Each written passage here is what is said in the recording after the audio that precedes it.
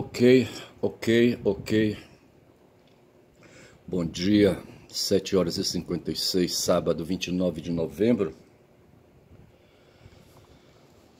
Vamos aí tentar gravar esse vídeo para não passar em branco. Hoje é um dia que eu não tenho jornalismo ao vivo, certo? Eu sigo o canal 247, Brasil 247, e é dele que eu me informo. E resisto a me acompanhar do canal ICL por causa do Eduardo Moreira, certo? Como me nego, rapaz, sabe, a me acompanhar do Max Weber, sabe? E outros aí, rapaz, sabe, caras aí, sabe, que tentam aí, sabe, me desviar do caminho, sabe, da crença no marxismo, sabe? Mas assim, rapaz, sabe? Aí eu vario, certo, e vou para cima, vou para baixo, veja que eu tenho umas quedas aí, sabe, no polimatismo, sabe, eu tento me valer da filosofia. Marx estudou filosofia, certo, ele começou a fazer direito e depois ele caiu para o campo da filosofia, e me parece que ele se graduou em filosofia, tá certo? A tese que ele desenvolveu envolveu aquele filósofo que teorizava sobre o movimento, sobre a dinâmica das águas, sobre o diálogo, o Heráclito, certo?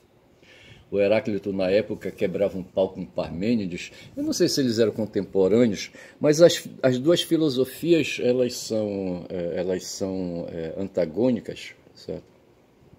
Sob determinado ponto de vista, veja que eles se concentravam na ontologia. O debate era sobre ontologia, sobre aí, sabe, os seres ao redor, tá certo? Aquilo que os sentidos captam, certo? Então era uma abordagem epistemológica, não, é uma abordagem empírica, tá certo? E por ali eles vão quebrando, e por ali já pontuava alguma coisa em torno do racionalismo, mas não afirmavam a razão assim, como sendo, não sei, eu posso estar enganado, teria que consultar o Vitor Lima.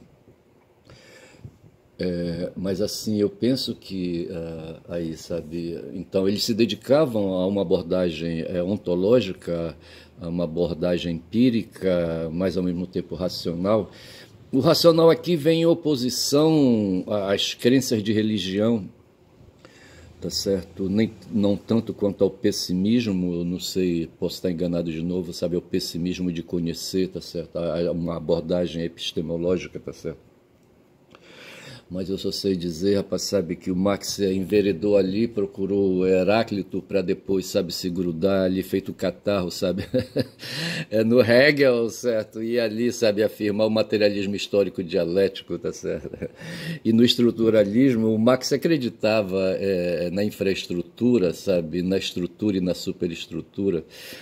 Na infraestrutura, sabe, é onde ali se localiza. Veja que quem fundou o estruturalismo na linguagem, tá certo? Porque eu acho que o estruturalismo não foi ele quem fundou, tá certo?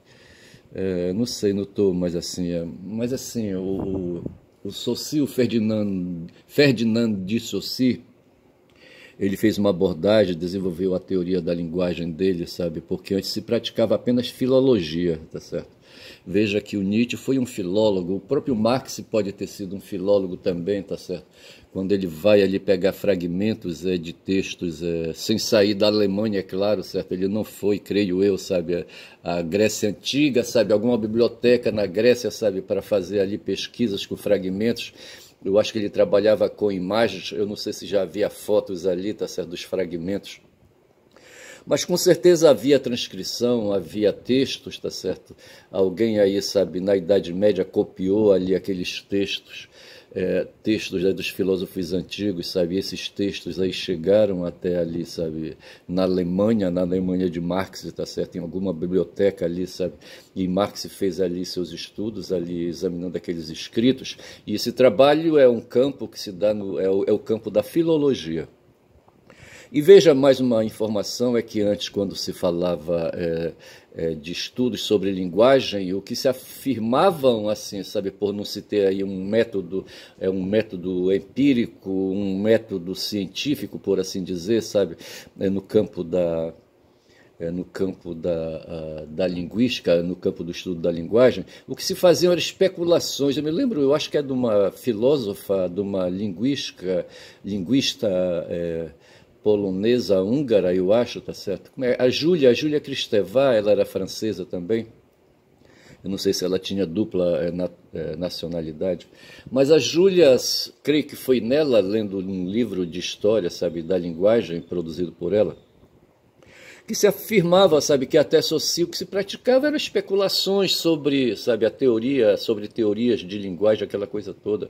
No próprio campo da filologia se fazia abordagens filológicas assim, sabe, mas baseando muitas vezes em especulações. Veja que o próprio material que era disponibilizado ali para fazer estudos de pensamentos de filósofos antigos, e de filósofos antigos sobre a linguagem, por exemplo, eu acho que Pitágoras meteu o bedelho dele nesse assunto aí.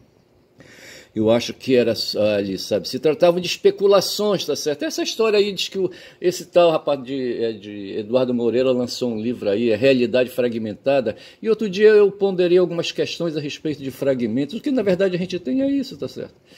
Hoje as cidades, por preocupações aí com ataques terroristas, com ataques do crime, tá certo? As cidades são tomadas hoje de câmeras de vídeo, sabe? De câmeras fotográficas, sabe? De câmeras de áudio, sabe? Enfim, as cidades hoje são vigiadas, tá certo? Eu não sei se isso aí, sabe, o Foucault no seu tempo, quando falava de vigiar e punir, sabe, se a vigilância que ele apregoava, sabe, era essa vigilância que a gente tem hoje. Mas a partir do 11 de setembro de 2001, sabe, as câmeras digitais, sabe, as câmeras de vídeo e áudio, sabe, se espalharam na cidade, tá certo? E outro dia um cara aí, sabe, me perguntou se a câmera que eu usava aqui na minha casa era boa, e ele enxergava aqui ali um engate de fios elétricos, como é que a gente chama? Um chumbador de fios, sabe? Era uma câmera fotográfica, sabe, para evitar problemas, sabe, que eu não quero problemas com a bandidagem, sabe, de achar que eu estou filmando a rua. Aí eu disse, não, rapaz, aquilo ali é apenas um chumbador. É um chumbador, rapaz, sabe, que serviu, sabe, ali um tempo para engatar fios elétricos ali, agora não está mais servindo, ele está lá no lugar dele ali, mas não é câmera não, tá certo? Mas o fato é que as cidades, sabe, hoje são tomadas de dispositivos, sabe, aqui em Belém do Pará, nos grandes cruzamentos, sabe, o governo do estado instalou um serviço potente de câmeras, sabe, de câmeras aí digitais, tá certo, que ficam ali, sabe, bisbilhotando, sabe, em todos os sentidos ali, sabe, a área, o perímetro ali, tá certo, e o cidadão cai na área, ele é, sabe, fotografado, ele é visualizado, sabe? E os vídeos são acompanhados à distância, sabe? Em algum lugar. E eu vou tomar aqui um gole do meu café requentado. Eu temo tomar café assim. Hoje a minha programação era vir logo fazer o vídeo, certo? Então a minha ideia era fazer um café e vir para cá, para minha mesa no escritório e gravar esse vídeo. Aliás, hoje eu estou tranquilo porque eu descarreguei a memória do celular, sabe? Ele não vai me dar problema hoje de cortar o vídeo. Comprei também um HD externo, de 1 tera, tá certo? Porra, mas cada vídeo, rapaz, que eu faço, sabe? Leva 8 gigabytes, tá certo? Porra, bicho, aí tu divides aí, sabe? Gigabytes aí, o tera por gigabyte, tá certo? Digamos assim, tipo, por 8, tá certo? Eu não sei quantos vídeos, sabe? Porque assim, eu tô armazenando esse material, rapaz, sabe? Eu não sei, é um lixo aí que eu tô aí, sabe, armazenando. Aqui no meu escritório eu tô cheio de caixas, aquelas caixas de guarda de documentos, tá certo? Como é que chama essas caixas, hein? Acho que eu uso para guardar documentos e guardar lixos aí. Antes o meu lixo, sabe, ele era todo exposto, visível, tá certo? E eu joguei dentro de caixas, eles se tornaram invisíveis, certo? E facilitaram a estética do ambiente. Porra, bicho é foda. E assim eu comprei agora, sabe, um HD externo, sabe, para armazenar meus vídeos. Esses vídeos que eu faço diariamente, tá certo? Já vão para mais de 500 vídeos, porque minha ideia no futuro, sabe, é produzir um texto, sabe, ou alguns textos aí de memória, certo, de crônica, tá certo? Que nesses textos eu jogo aí muitos eventos que eu vi acontecer ao meu redor, tá certo? E ao mesmo tempo eu quero também aí, sabe, desenvolver aí uma teoria sobre alguns assuntos aí do dia a dia, tá certo? Hoje o dia, tá certo, eu complementei com algumas informações, sabe? Eu poderia falar depois aí a respeito para não fazer a digressão agora. Mas eu só sei que eu espero aí mais adiante praticar a modalidade ensaio, sabe, imitando aí o Michel o quê, rapaz, de Montagne, certo? O Michel da Montanha. Outro dia eu falava, sabe, dos montanheses ali na Revolução Francesa, eram os girondinos, tá certo? As forças políticas que atuaram ali, sabe, junto com os burgueses. Os girondinos, eles faziam ali oposição aos jacobinos, tá certo? Eu acho que os girondinos, Gironda, acho que tem alguma coisa a ver com montanha em francês. E esses caras da montanha, eles defendiam ali os privilégios dos nobres e os privilégios eclesiásticos, os privilégios da igreja. Veja que nós estamos em 1789, Lutero já tinha passado um século antes por lá, tá certo? Mas ele se estava na França e o luteranismo se deu bem na Alemanha, tá certo? Porra, foi foda. O Kant, ele foi luterano, o porra do Hegel foi luterano, tá certo? Porra, os alemães assim, sabe? Os alemães são foda. Os alemães, inclusive, fizeram a Primeira e a Segunda Grande Guerra, tá certo? E resistiram, foram os alemães ali, sabe, os descendentes, foram os ascendentes dos germânicos ali, sabe, que resistiram a Roma, ao Império Romano, sabe, porra, bicho. E sentaram a bunda deles ali no trono em Roma, tá certo? Porra, bicho, é foda. E eu só sei dizer, rapaz, sabe, só sei dizer mesmo que eu guardo, sabe, tenho muito lixo aqui, comprei um HD, vou recuperar, tá certo? Recuperar o fio da meada, e assim, e o celular tá em dia aqui, tô com 12 minutos de vídeo, eu vou marchando aqui adiante, tá certo? E a Guma me olha, tá certo? Fica me olhando, agora quem apareceu na cena foi o macacão, tá certo? Eu vou aqui melhorar para disfarçar, sabe, aqui a imagem, tá certo? E caiu aqui a Guma, caiu, deixa eu ver se eu aqui, sabe, abro um pouco mais. Que eu quero engatar aqui esse quadro, rapaz. Não, mas não quero deixar aparecer o nome. Esse macacão aqui é uma imagem, sabe, que eu tirei de um filme, da história, sabe, do filme 2001, Uma Odisseia no Espaço. Deixa assim. Então, rapaz, é o seguinte,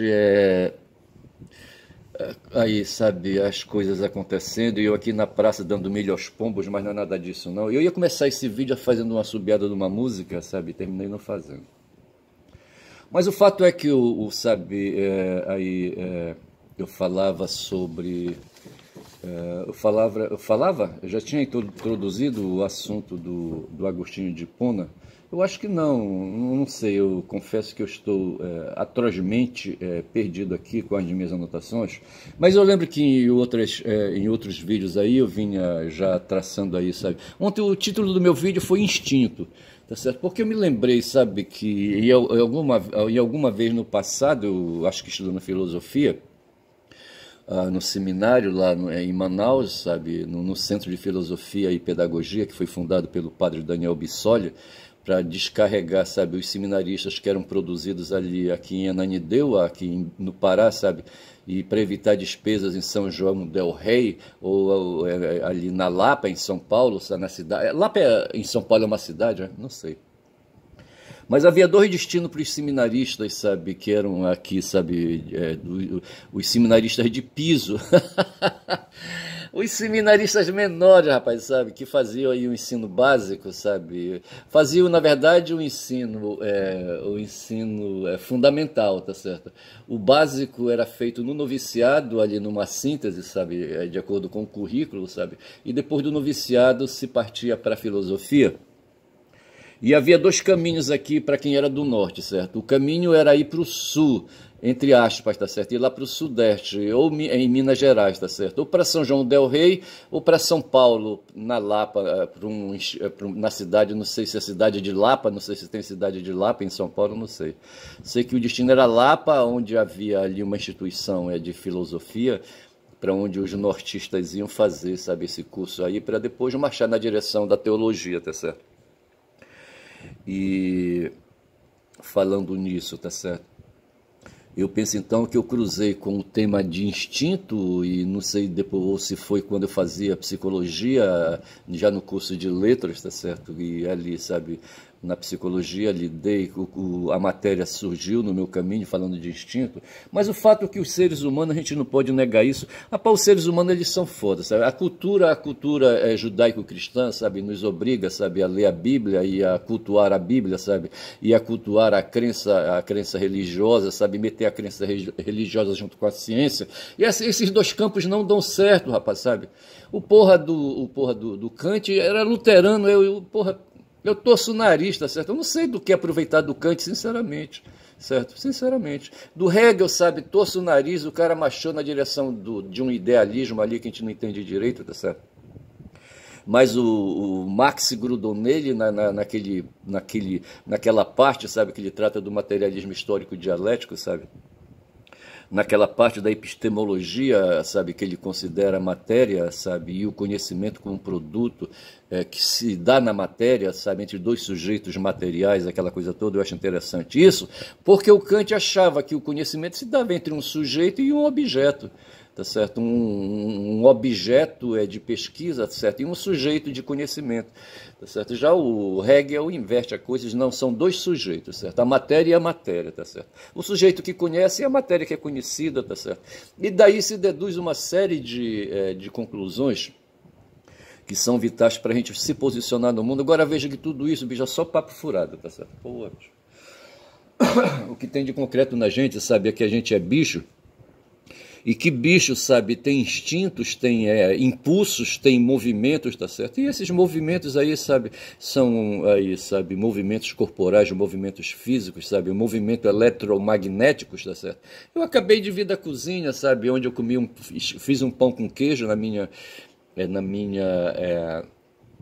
eu tenho uma queimadeira de pão, como é que a gente chama, hein? E ali eu coloquei um pão dentro dela, sabe, esquentei, depois coloquei o queijo, sabe, eu fiz correto o movimento para o queijo não derreter e espalhar todo, tá certo? E comi um pão quente ali, sabe, feito dessa maneira, com um café requentado, um café de ontem, sabe?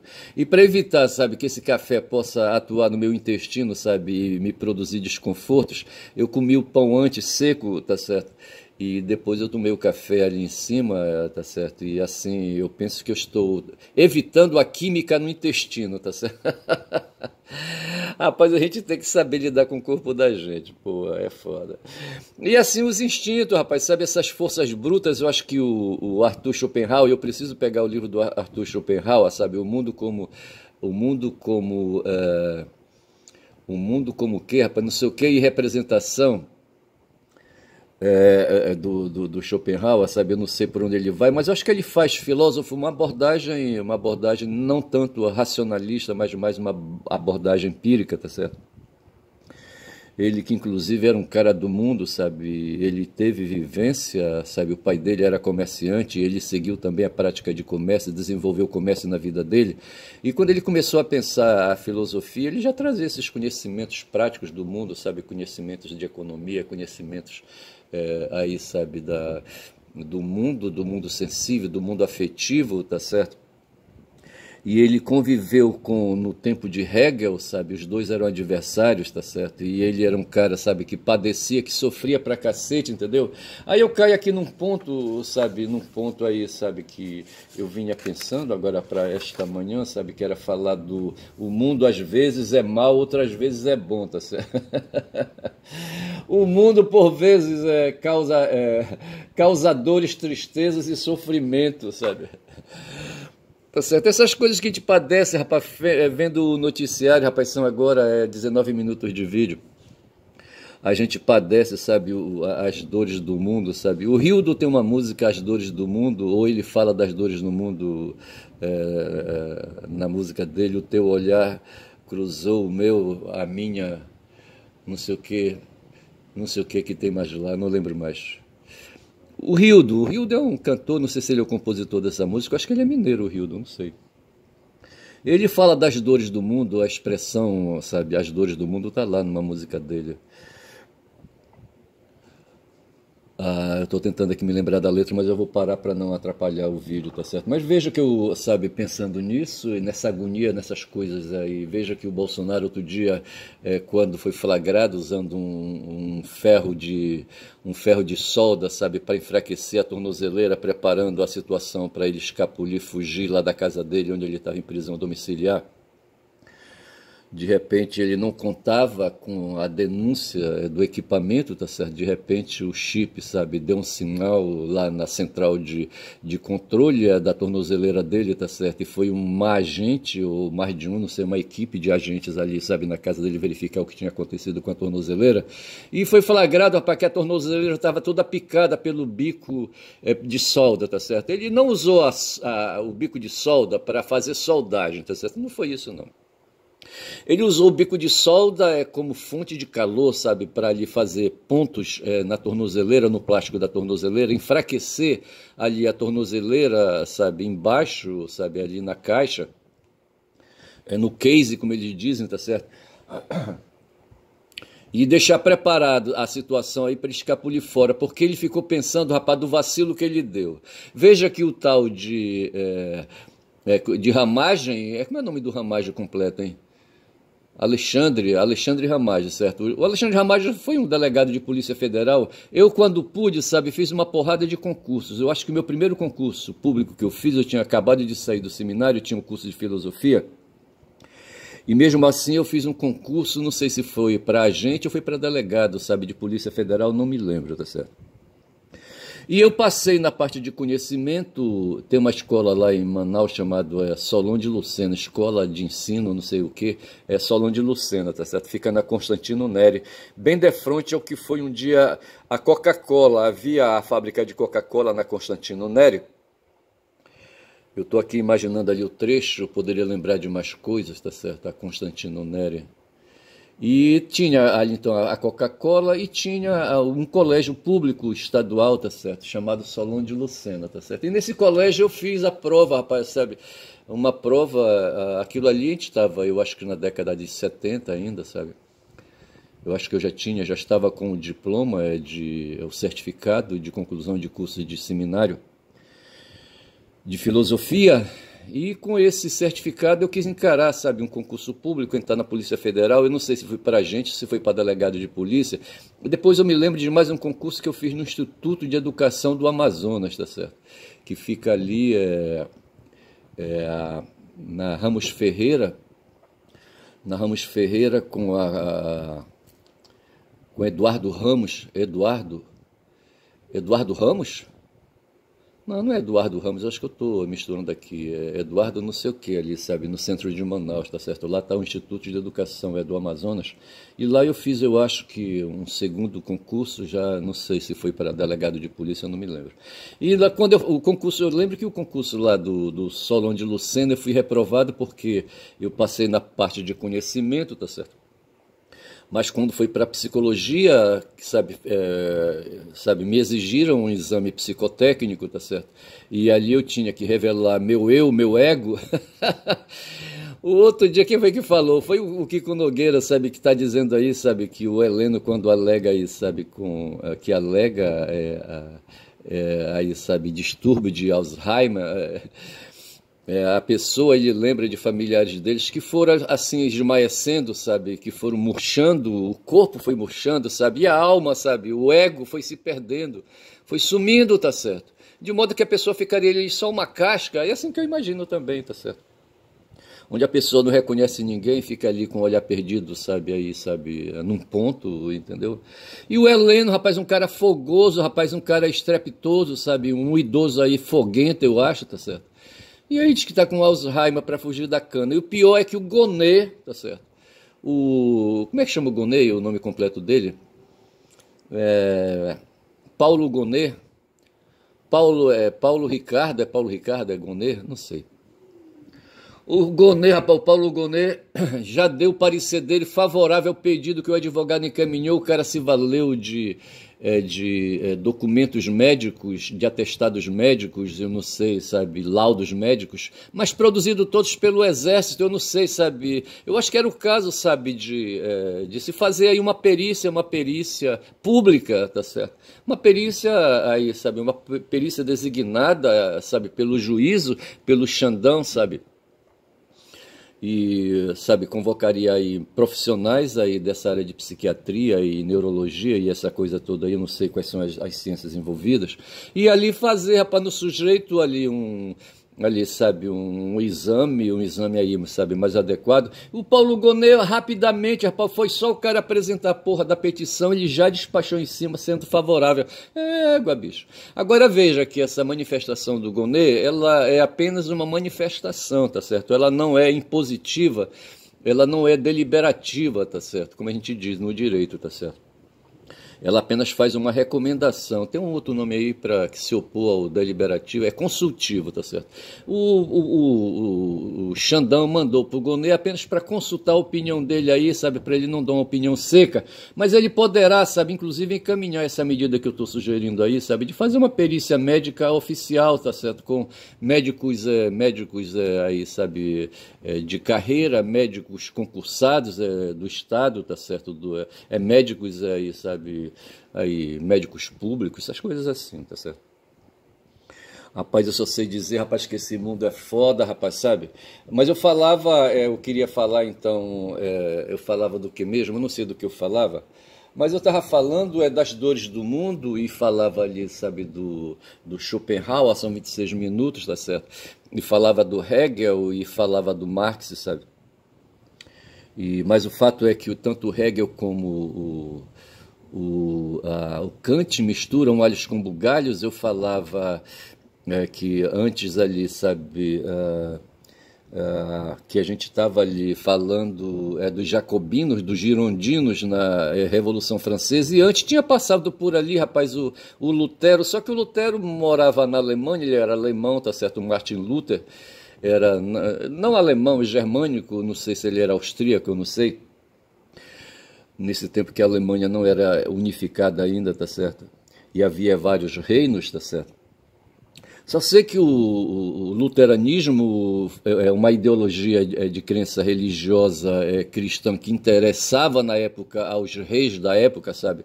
Que logo se ocuparam, sabe, em proteger Lutero contra ali o Vaticano, tá certo? Para não deixar ali o Lutero abandonado, tá certo? Aí o Lutero se tornou ali um alvo, sabe, de ações políticas, tá certo? Havia os que queriam o pescoço dele e havia os que não concordavam, sabe, com aí o corte do pescoço dele, tá certo? E os que não concordavam com o corte no pescoço dele estavam na Alemanha, eram reis, sabe? E outras figuras aí, sabe, do mundo político, cardeais, bispos aí, que eram favoráveis à crítica que ele fez à Igreja Católica, tá certo? Porra, lá contra o Vaticano na época. Eu acho que já existiu o Vaticano, não sei se existia já o Vaticano na época. E eu só sei que ali na Revolução Francesa, sabe, se foi para cima do Vaticano, não sei como eu disse, sabe, estava ali no século XVIII, começando já o século XIX, eu não sei ali, sabe, se já existia o Vaticano na época. Eu só sei que os franceses danados ali, rapaz, influenciados, acho que não foram bem os franceses, os burgueses ali, sabe, os comerciantes, os banqueiros viram momentos favoráveis ali, sabe, para ali, sabe, destronar, para desancar, sabe, ali os donos de castelos, os reis ali, sabe, o absolutismo. Me parece que a Revolução burguesa, sabe, ela foi um movimento contra o absolutismo, contra a monarquia. E eles rapidamente instalaram ali uma república, creio eu, tá certo, com outro nome aí, com, com várias instituições de participação popular, tá certo? E aí chega no ponto, tinha um tal de Maximiliano de Robespierre, que eu queria lembrar o nome, sabe? Ontem eu falei do Maximiliano Weber, tá certo? E de repente me lembrei do Maximiliano de Robespierre, só que Robespierre não vinha, tá certo? E agora eu cumpro o dever sagrado, sabe, de esclarecer que o Maximiliano de Robespierre, sabe, perdeu o pescoço dele para uma guilhotina, ele que incentivou, rapaz, e participou daquele movimento de terror ali na Revolução, sabe? O cara não podia dar um pum, rapaz, um pum de desafeto ali, um pum mal cheiroso ali, sabe, que o cara rapidamente era condenado, sabe? Condenado a perder o pescoço para uma guilhotina, ver se pode uma porra dessa. E lá ali, sabe, e lá da Alemanha, sabe, ali onde estava o Kant, sabe, ele ouvia, rapaz, os tiros de canhão e o mau cheiro dos puns dos franceses ali, tá certo? E ele gostava daquilo, claro que não do pum, não dos tiros, mas gostava da alma, sabe, da alma francesa se rebarbando contra o absolutismo, tá certo? E nesse ponto talvez aí, sabe, eu acho que é com, assim, sabe, isso aí salva algum valor, sabe, salva algum valor no pensamento dele, sabe, contaminado pelo luteranismo, sabe, e é por isso que eu sou invocado. Estou lendo aqui que hoje sábado tem Flamengo e Palmeiras, 18 horas, transmissão pela Globo, tá certo, dando spoiler aqui para a Globo. Mas veja então, sabe, que eu estou aqui com um macacão à minha frente, tá certo? Um primata, sabe, que me lembra, sabe, que eu sou um cara portador de instintos, tá certo? Aí, no sentido geral, eu não sei se a palavra instinto hoje é uma palavra assim, sabe? É uma palavra que, pelo que eu posso assim, avaliar, tá certo? É muito ampla, de um campo muito vasto, tá certo? Mas que reflete, sabe, essa sujeira que a gente aí, sabe, para a qual a gente torce o nariz quando se fala de violência, sabe, quando se assiste um programa policial, tá certo, vendo aí, sabe, outro dia uma menina, rapaz, aí numa cidade aqui chamada Breves, eu acho que foi em Breves, sabe, um vídeo, sabe, eu falava ainda agora, sabe, de vigilância total que a gente padece hoje, que as cidades hoje são todas cobertas por vigilâncias, por câmeras de vídeo, tá certo? E um vídeo, rapaz, captou, sabe, dois humanos fudidos, sabe, se desentendendo na rua, acho que era em Breves, uma cidadezinha fudida que tem bem ali, no Marajó, tá certo? As margens do Amazonas, rapaz, no Estreito de Breves, o Estreito de Breves, eu acho que é o Amazonas estreitando ali, tá certo? Eu acho que é no Amazonas. E eu só sei dizer, rapaz, que a menina desesperada, não sei porquê, não sei se ela estava possuída por alguma força, sabe? Alguma força magnética, eletromagnética de drogas, sabe? Ela estava desequilibrada, sabe? Como é que a gente fala? Ela estava... tem uma palavra que a gente usa na saúde para dizer, estava descompensada. Essa palavra ela é muito cara para mim porque me lembra um tempo aí que eu fiz um trabalho na área de saúde e era muito comum os profissionais ali, os caras que eram da área de saúde, usar, tá certo? Que é a descompensação. O sujeito quando está aí, sabe, fora dos padrões, ele está descompensado. Mas é assim que é nisso que eu penso quando eu falo de magnetismo, sabe, magnetismo físico, fisiológico, corporal, tá certo? Quando eu falo disso, eu estou falando, sabe, dessas questões aí que os animais também sentem, rapaz, sabe? Só que eles não potencializam, sabe, eles não complexificam a reflexão, sabe, o pensamento, tá certo? Outro dia o Lenny Streck falava de reflexão e intuição, tá certo? Mas eu penso que tem reflexão, ou pelo menos a reflexão filosófica, a reflexão psicológica, não a reflexão aí, sabe, de senso comum, que eu acho que era sobre isso que o Lênio falava, tá certo? Que é essa primeira impressão que as pessoas hoje no mundo, aí no dia a dia, no cotidiano, sabe, são abordadas. O empirismo, eu acho que promove ali, sabe, o contato, e nesse contato tem ali um primeiro pensamento, e eu penso que esse primeiro pensamento é a reflexão ao qual ele aludia, em oposição à intuição que viria a ser, sabe, aí uma afetação assim mais intensa, tá certo? e que conduz a uma reflexão de segundo grau, tá certo? De terceiro grau, de quarto grau, uma reflexão mais ponderada, mais profunda, tá certo? Eu acho que é isso. E a gente pode se permite, sabe, a eloquência, dependendo, rapaz, do teu vocabulário, sabe? São 33 minutos de vídeo, eu fico por aqui e digo que eu sou um caboclo falador, espero não perder esse vídeo, tá certo? Com 33 minutos de vídeo, tá certo? Digo que eu sou um caboclo falador, rapaz, um caboclo que fala muito neste sábado, rapaz, bom dia!